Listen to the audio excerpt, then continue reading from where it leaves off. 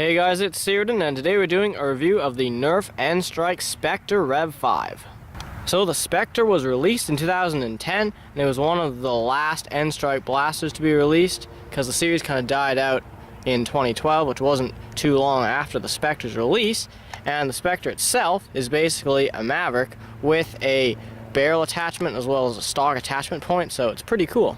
So once you take all of the accessories off, this is what you have left, and it's a pretty small and really slim blaster, as you can see, and it does operate pretty much the same way as the Maverick. So there's a button on the side here which you can pop out the cylinder, which to note is a 5-dart cylinder instead of a 6-dart cylinder, and it does shoot Whistler darts as its stock ammunition, which is a bit different than the Mavericks, which shot suctions. And it was one of the only blasters that shot Whistler darts that actually came with a barrel extension, and this is the Spectre barrel extension.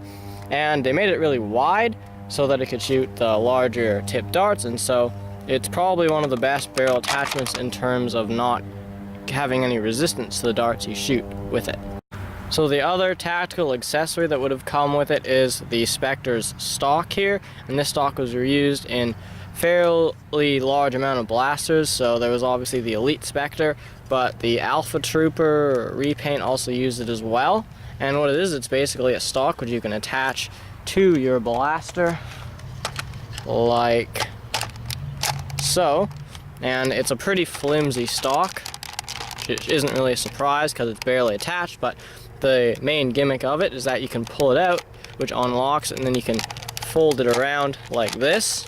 So you can, I guess if you don't want to use your stock, you can just fold it, and now you have a pistol with a very large barrel. So it's kind of cool, but not really very practical.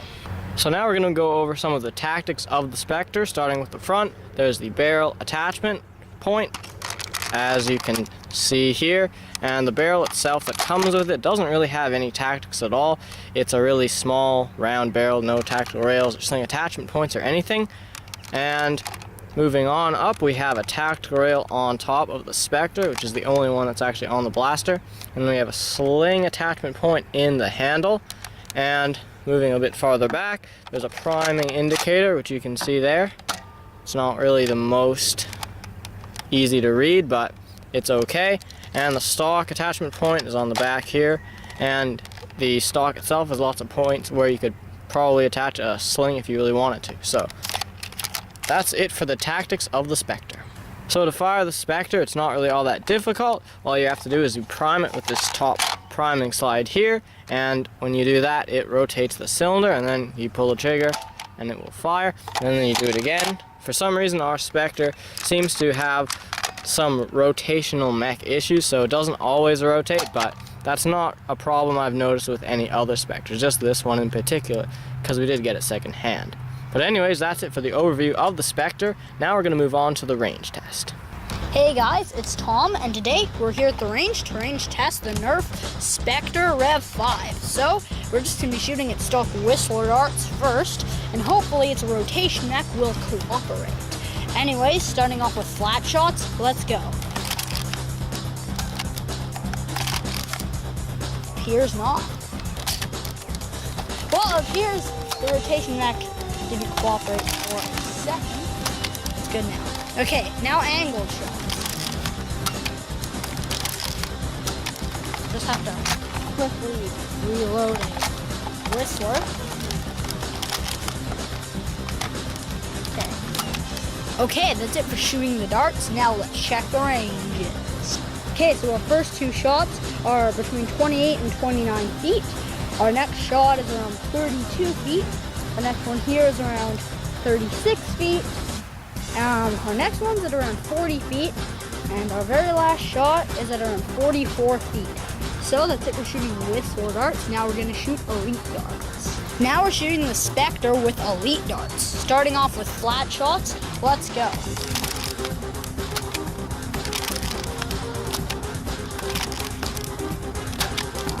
Nice. I really am going to have to find out the problem with this rotation mech. Now angled shots.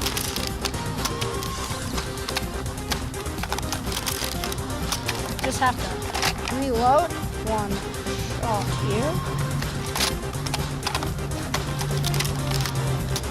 Okay, that's it for shooting the darts. Now let's check the ranges. Okay, so our first two shots are around 28 feet. Up here, our next one is at around 36 feet. And up here, we have two at around 46 feet. And our last shot is around 51 feet. Okay, that's it for the range test. Now on to the conclusion.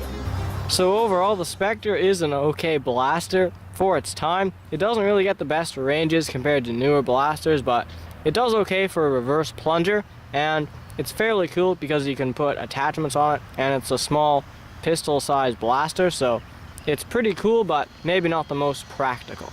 So there are several different variations of the Spectre. There's the classic N-Strike one we have here, and there's also an N-Strike Elite version, which is blue and white, and it gets better performance because it has better internals. And there's also supposed to be a whiteout Spectre, but for some reason that never came into be, so it's not really like a color scheme, but I just thought I'd mention that.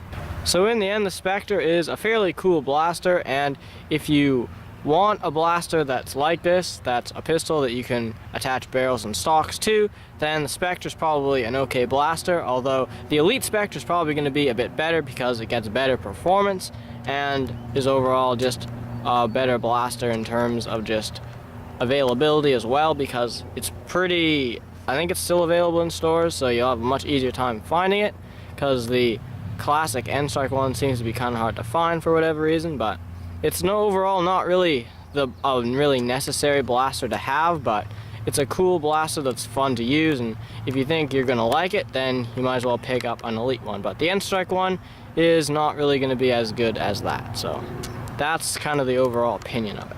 So that's it for this review of the Nerf N-Strike Spectre Rev 5. Thank you guys so much for watching.